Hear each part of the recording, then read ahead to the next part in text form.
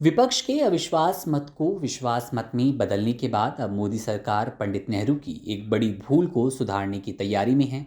इसी कड़ी में गृह मंत्री अमित शाह ने लोकसभा में अंग्रेजों का राजद्रोह कानून हटाने के लिए बिल पेश किया।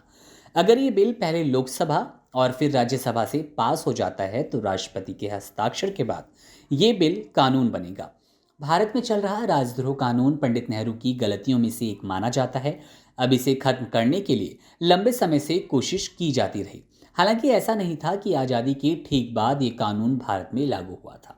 दरअसल अंग्रेजों के ज़माने में जब 1857 में पहला स्वतंत्रता संग्राम हुआ तो उसके बाद अंग्रेजों को ऐसे कानून की ज़रूरत महसूस हुई जिसके ज़रिए वे भारतीयों के अपराध के हिसाब से सजा दे सकें। इसके लिए अंग्रेजों ने थॉमस बेबिंगटन मैकाले की अध्यक्षता में बने चार्टर एक्ट ऑफ 1833 का सहारा लिया, जो कि फर्स्ट लॉ कमीशन की सिफारिश पर बनाया गया। इसके जरिए अपराध और उसके हिसाब से सजा तय की गई। नाम दिया गया कि इंडियन पीनल कोड इसका नाम रहने वाला है। ये लागू हुआ 1860 में, लेकिन तब इस पीनल कोड में राजद्रोह जैसा कोई कानून नहीं था। धारा 124 तो थी, लेकिन 1860 वाले कानून में धारा 124 ए नहीं थी। 1870 में ब्रिटिश वकील और जज रहे जेम्स फिट्जजेम्स स्टीफन की सलाह पर इसे आईपीसी से अलग धारा 124 ए में जोड़ा गया।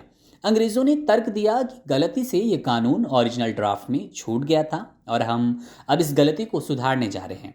अंग्रेजों ने गलती सुधारी और ये गलती भारतीयों पर बहुत भारी पड़ी। 1891 में इस कानून के तहत पहला केस एक पत्रकार पर दर्ज हुआ जिनका नाम था जोगेंद्र चुंदर बोस। उन्होंने अपनी बंगाली पत्रिका बांगोबाशी में अंग्रेजों के बनाए एज ऑफ कंसेंट एक्ट 1891 की मुखालफत की थी। इसके बाद 1897 में इस कानून का चाबुक चला लोकमान्य बाल गंगाधर तिलक पर, जिन्हें इस कानून का दोषी ठहराकर 18 महीने की सजा भी दी गई। महात्मा गांधी से लेकर भगत सिंह और जवाहरलाल नेहरू तक इस क्रूर कानून के जरिए सजा पा चुके हैं, झेल चुके हैं। 15 अगस्त 1947 को जब भारत आज़ाद हुआ और भारत ने अपना संविधान बनाने पर काम शुरू किया तो उस वक्त पूरी संविधान सभा ने एक सुर में तय किया कि अभिव्यक्ति की आज़ादी पर किसी तरह का कोई प्रतिबंध नहीं रहेगा। इसे देखते हुए संविधान से राजद्रोह शब्द को ही पूरी तरह हटा दिया गया। 26 नवंबर 1949 को जब भारत का संविधान बनकर तैयार हो गया तो उसमें आर्टिकल 19(1) के तहत बोलने और अभिव्यक्ति की पूर्ण स्वतंत्रता का जिक्र किया गया। हालांकि तब भी आईपीसी में सेक्शन 124 ए बना हुआ था, लेकिन जब संविधान में ही राजद्रोह का जिक्र नहीं था तो आईपीसी का सेक्शन 124 ए भी बेकार ही था। 26 जनवरी 1950 को जब भारत का संविधान लागू हुआ तब भी ऐसी ही स्थिति थी। फिर पंजाब हाई कोर्ट का एक ऐसा फैसला आया जिसने सब बदल दिया। हुआ ये कि 1991 में पंजाब हाई कोर्ट ने तारा सिंह गोपीचंद बनाम राज्य के मामले में आदेश दिया था कि सेक्शन जो 124 ए है निर्विवाद रूप से अभिव्यक्ति की आज़ादी में बाधक है और ये संविधान के आर्टिकल 19 के मौलिक अधिकार के तहत मिली बोलने और अभिव्यक्ति की आज़ादी का हनन करता है। पंजाब हाई कोर्ट के इस फैसले से प्रधानमंत्री नेहरू नाराज हो गए। यूनिवर्सिटी ऑफ लंदन में इंस्टीट्यूट ऑफ कॉमनवेल्थ स्टडीज़ में पोस्ट डॉक्टोरल फेलो त्रिपुरदवन सिंह अपनी किताब 16 दिन में नेहरू मुखर्जी और संविधान का पहला संशोधन में लिखते हैं कि उस वक्त नेहरू के खिलाफ अखबारों में भी छपना शुरू हो गया था और उनके कई फैसलों पर अखबार विरोध में संपादकीय लिखने लगे थे। इस दौरान आम चुनाव भी नज़दीक आ रहे थे जो आज़ाद भारत के पहले आम चुनाव रहने वाले थे।